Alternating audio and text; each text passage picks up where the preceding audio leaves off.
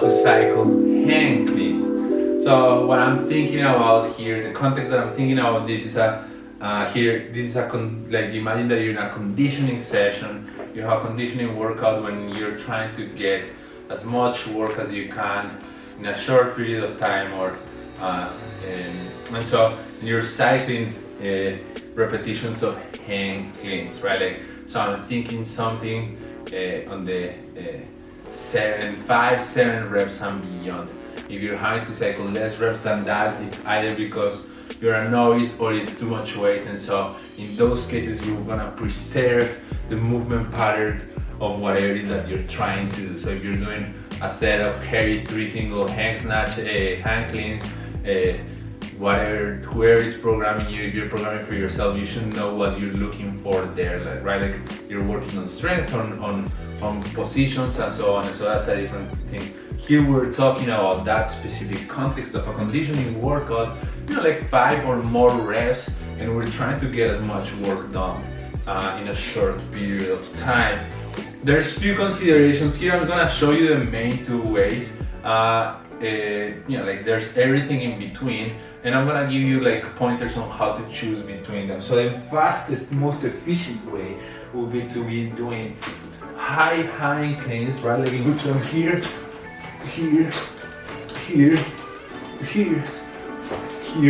right? So as you see, I'm staying tall, right?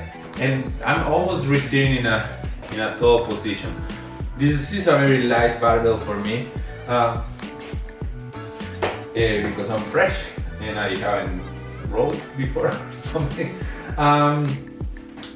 But let's say that with time on the workout, or like I have to pace it a little more, it's a little bit heavier, I'm just getting tired, whatever is happening, the most efficient way will still be to stay tall if the barbell is light, because I can't rely on my legs, right? Like, so when I'm doing this motion, there's not a lot of hip extension involved as much as there's legs involved. So it's going to be super efficient because it's fully vertical, right? Like the moment that you have to introduce the back and the hips, then, like you're introducing the back and the hips. And so you're targeting those muscles, you're getting systemic fatigue in there. The legs recover really fast, the back not so much, right? And so this is really efficient. So, but if it gets heavier, I'm getting tired, or I know I'm gonna get tired, right? It's a longer workout. Then I will be a little bit more careful, cycling with a little bit more of a power clean, right? Like, so I'll be here.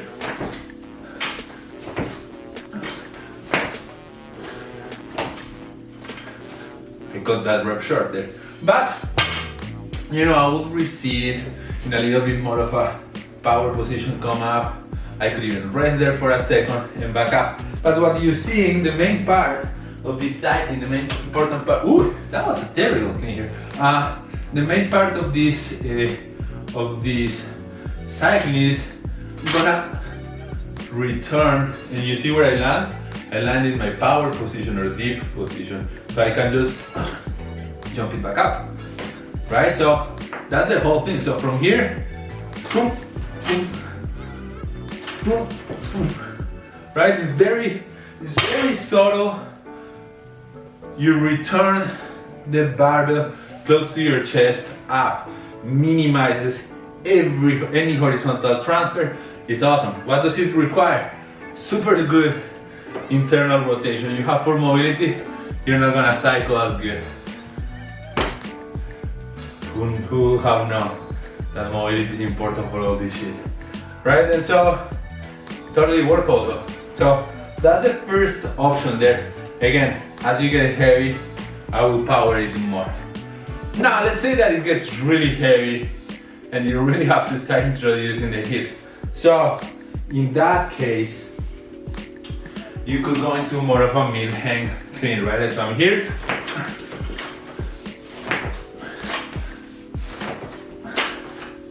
So you're always coming and landing on that mid-hand position. The only consideration, and you're seeing that I'm being very careful there, I'm exaggerating a little bit, is that when I get back to this position, you really don't want to be both knees forward and back, right? Because the moment that you're there, it goes forward. You still want to have the knees, like a solid mid-hand position, right? Like, so remember that, always remember that form in Olympic weightlifting was designed to be efficient.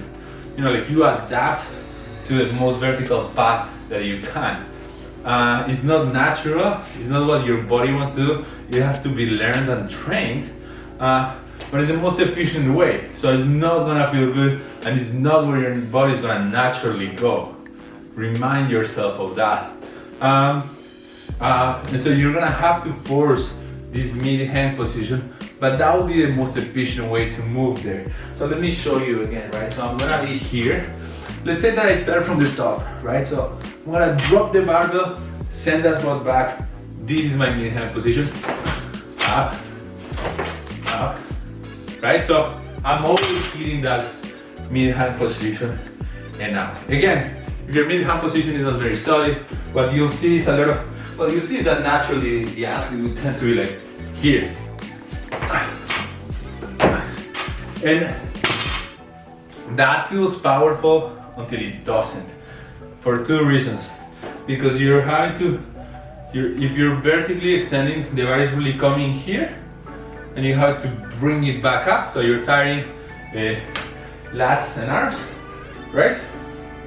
And second, you're just throwing momentum forward, right? And so, again, it's not very efficient, where if you're in solid mid-hang, when you extend, if you do a proper clean, the bar will stay closed, more efficient, and so on.